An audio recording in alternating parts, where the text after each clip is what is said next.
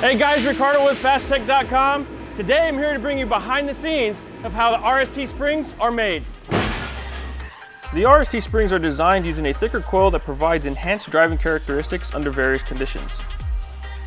A thicker coil allows for better handling in corners and launching during any autocross session or drag race event. RST Springs are produced using an autocoiler to our precise measurements while being tested to ensure consistent specifications. Then they are heat treated to a 700-degree oven to improve their strength and elasticity. Once cooled, the springs are then put through a shot peening process that improves the operating life of the RST spring.